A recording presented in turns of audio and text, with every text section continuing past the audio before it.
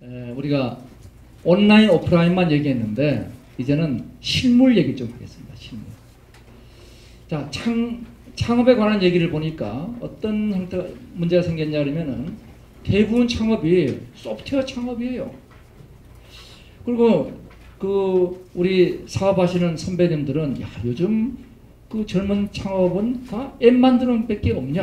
뭐 눈에 보이는 게 없다. 근데 세상에 눈에 보이는 게 없으면 안 되겠죠.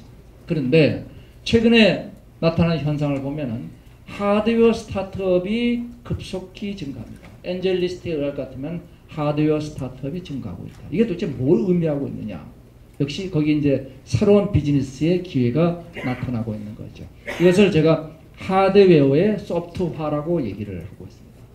자, 실제로 보면 탑 하드웨어 스타트업을 보면은 우리가 샤오미, 고프로, 스퀘어, 조본 이런 회사들이 각각 기업 가치를 놓고 보면 샤오미 지금 10조가 넘었죠. 10조가 넘었고 우리 여기 있는 회사들 보통 3조 정도의 가치를 갖고 들어갑니다.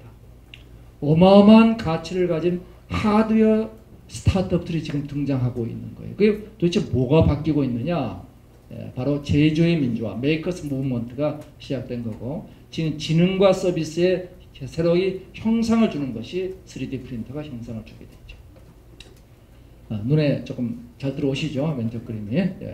자, 요 모델의 옷을 뭐로 만든 것이냐? 3D 프린터로 만든 겁니다. 왜냐하면 저 모양이 1번 직조 가지고 만들 수 없는 모양이에요. 저것이 3D 프린터로 만들었기 때문에 가능하죠. 자, 이렇게 불가능한 3차원 모형만 만드는 것이 아니라 이게 빅토리아 시크릿의 모델인데 남성분들은 잘 모르시는 데가 많죠. 하나 사드리면 좋아하십니다. 자, 요거는 키보드 위에 조그만 요 톱니바퀴를 보세요. 이렇게 나노 스케일의 또 작은 것도 만듭니다. 그 작은 거 만드느냐? 이 큰 집도 이것도 3D 프린터로 만든 집입니다. 큰 거에서 작은 거까지 전부 다 3D 프린터로 만들고 있죠. 자, 그럼 재료는 뭐냐? 재료는 먹는 거에서부터 시작해서 플라스틱 모든 재료를 지금 쓰고 있죠.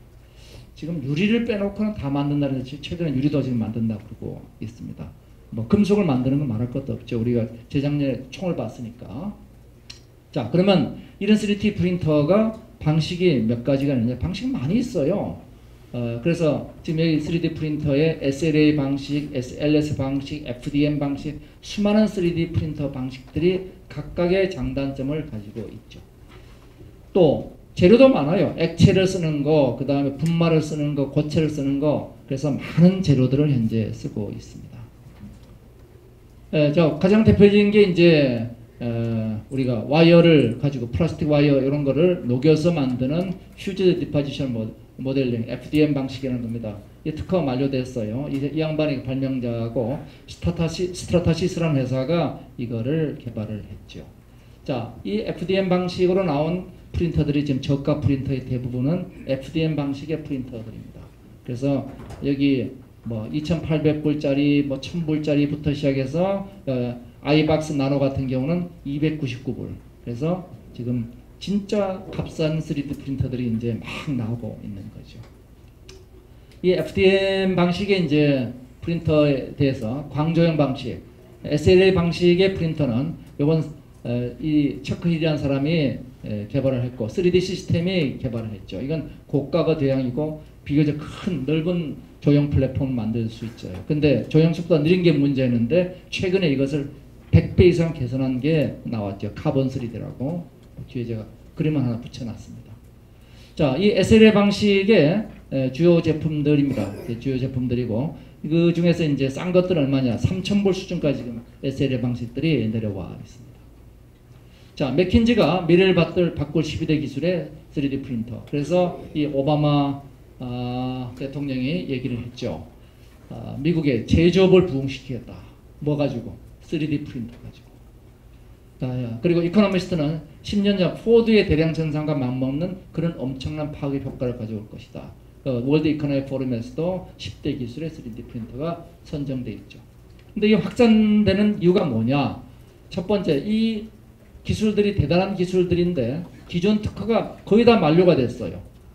가장 중요한 SL FDM은 이미 오래전에 만료가 됐고 작년도에 주요한 기술 3가지가 또 만료가 됐습니다. 이러니까 지금 중국에는 3D 프린터 업체가 수천 개가 등장하고 있어요. 예. 자, 두 번째, 그 다음에 특허 만료고, 그 다음에 디자인 고도화로 인해서 개인 맞춤이 발생하고 있습니다. 자, 거기다가 개인 맞춤이죠. 딱 내 몸에 딱 맞는 깁스도 하고 내 몸에 딱 맞는 인공 코를 만들어 붙입니다. 그 다음에 기존의 생산 방식으로 불가능한 걸 만들어요. 그래서 이런 3차원 구조를 기존에 깎아내는 구조 가지고는 이건 불가능한 구조입니다. 이거는 어떤 형태로든 만들 수 있죠. 어떤 형태든. 그래서 이런 복잡한 형태의 3D 프린트 조형물들을 만들 수 있다. 그러니까 이런 장점이 있고, 이거 다 다르죠. 요거는 지금 올 나노에서 만든 게 100나노메타의 이게 뭐냐면은 저기 바늘 실귀입니다. 바늘귀. 바늘귀에 들어갈 정도로 작은 고안에다가 이렇게 조형물을 만들어 놨습니다. 이렇게 불가능한 구조로 만들어죠. 자, 그럼 이걸 만들려면 뭐가 필요하냐? 설계해야 되죠. 설계 데이터를 만드는 방법은 다운받거나 직접 설계하거나 스캔해서 한다. 직접 설계하는 건 잘 안 하죠. 다운받거나 내가 스캔하거나. 그래서 3D 스캐너가 요즘 3D 프린터하고 대부분 붙어 나옵니다. 3D 스캐너가. 그리고 이제 이번 FDM 같은 값싼 방식들은 거의 대부분 후처리가 필요해요. FDM 방식 같은. 그걸 통해서 만들어지는 이 과정에서 기존의 제조 방식은 깎아내죠. 깎아내는 방식에는 원재료의 보통 95%가 사라집니다. 굉장히 이거는 환경 비친화적인데, 요 적층 가공은 꼭 필요한 재료만 들어가죠. 그러니까 이게 환경에 굉장히 적용합니다. 근데 이때 이제 보면은 요 흔적이 남아요. 그래서 후광이 필요한 경우가 많습니다. 색도 입혀야 되고 그래서 모든 게 만능은 아니고, 일부 보면은 우리가 SNS에 야 그거 싸서 해봤더니 잘 안 되더라. 대부분 굉장히 값싼 거 사가지고 후광은 필요하고 이런 경우들이 많죠. 자, 이게 3D 프린터 가지고 요게 이제 저기 카본 3D에서 만든 요것이 한번 볼까요? 이게 이번 테드에서 발표된 따끈따끈한 겁니다. 얼마나 빠른 속도로 지금 만드느냐. 지금 이 속도로 지금 3D 프린팅이 돼서 나오고 있어요. 기존에 우리가 3D 프린팅보다 몇 배냐? 100배의 속도로 지금 만들고 있습니다. 그러니까 3D 프린터 기술이 지금 계속적으로 지금 발전을 하고 있죠. 이 양반이 대학 교수인데 대학 때려치우고 3년간 실리콘밸리 가가지고 이거 지금 사업해서 이번에 테드에서 발표했더니 자기가 지금 뒤집어진 거죠. 네. 넘어가겠습니다. 이렇게 해서 만들었습니다. 네. 이 양반이죠. 네. 네. 자, 그러면서 이제는 우리가 의족도 이제 이렇게 보기 싫은 의족이 아니라 이렇게 예쁜 의족입니다. 예쁜 의족을 만든다. 이제 이 의족도 디자인의 시대로 들어갔습니다. 이왕이면 특히 여성 의족은 예뻐야 되겠죠. 예. 플립이라는 회사는 사람 인공 눈, 여기 이제 우리가 눈을 잃은 사람은 인공 눈을 붙여줘야 되는데, 보통 저 눈 만드는 비용이 한 2달 걸리고 저게 5,000불 이상 들어가요. 예. 그런 거를 이게 15만 원 이하에 불과 이틀 만에 이게 만들어내게 됩니다. 안 보여줘도 돼요. 예. 안 보여줘도 됩니다. 예. 자, 요건 귀 만드는 거 이런 것도 전부 다가 바로 그대로 만들 수가 있죠. 특히 이제 큰일 난 게 뭐냐, 치기공사님들이 큰일 났어요. 왜냐하면 이빨 만드는 게 3D 프린터 가지고 그냥 만들어냅니다. 예, 그러니까 치기공 업무가 없어져요. 이제는 일주일 기다릴 필요가 없어요. 그 자리에서 끼워넣습니다. 예. 한국에도 이제 이건 스타타시스 제품이고, 스타타시스의 이 치과에 특화된 3D 프린터인데, 우리 한국의 자랑스러운 회사 캐리마라는 회사가 이 분야의 세계 최고 기술을 갖고 있습니다. 특히 이게 인체 완전히 무해한 재료를 미쓰이하고 협력해가지고 캐리마가 만들고 있고, 가격도 요거는 억대가 훨씬 넘습니다. 요거는 몇 천만 원대에 지금 나오고 있죠. 그래서 하여튼 제가 보기에는 치과 영역이 굉장히 빠른 속도로 지금 3D 프린터로 바뀌어 나갈 거다. 근데 놀라운 거는 이것이 제호원소, 레옹을 만든 릭배송이 만든 제호원소에 보면은 이 모양이 그대로 나와요. 예, 제가 시간 관계상 못 보여드리는 거 안타깝게 생각하는데 나중에 직접 보시면 됩니다. 그리고 이제 이거 귀, 소위 귀가 이제 한 10,000명에 한 명씩은 이제 귀가 적게 나와요. 요거를 프린터로 만들어서 여기다가 세포 집어넣으면 여기 자라납니다. 그만 합니까? 우리 엔터테인먼트도 할 수 있죠. 그 다음에 각종 엔터테인먼트 하면, 왜냐하면 이런 것들을 옛날에는 만들기 어려웠죠. 나의 엔터테인먼트를 위해서 만드는 거죠. 그리고 장관 만듭니까? 집도 만들죠. 예. 자, 그래서 이 형상을 우리가 3D 프린터로 만들었으면 거기다 지능을 넣어야 되겠죠. 지능을 넣어야지 우리가 되니까. 이 지능을 만드는 do it yourself. 이게 이제 리얼 프로슈머 시대. 내가 하고 싶은 대로 한다. 창조 경제란 내가 생각하는 대로 이루어지는 경제다. 이렇게 놓고 보면은 이 지능을 집어넣는 게 바로 오픈소스 하드웨어죠. 그래서 2005년도 이태리의 아두이노사가 야, 너 뭐 일일이 다 회로 설계하냐? 이제 회로의 표준 설계 내가 해줄 테니까 그거 그냥 써가지고 너 의료기기도 만들고 장난감도 만들고 다 만들어봐. 이래서 이제 오픈소스 하드웨어 무브먼트, 메이커스 무브먼트가 벌어지고 여기에 대해서 비글보드, 판다보드, 이제 큐비보드 수많은 오픈소스 하드웨어들이 등장했죠. 아두이노 제일 간단하지만은 가장 많은 그 사용자들을 갖고 있습니다. 확장보드 가능하고, 근데 OS는 제한되어 있죠. 라즈베리 파이 이거는 기본적으로 우분투, 안드로이드 이런 게 다 그냥 올라갈 수 있습니다.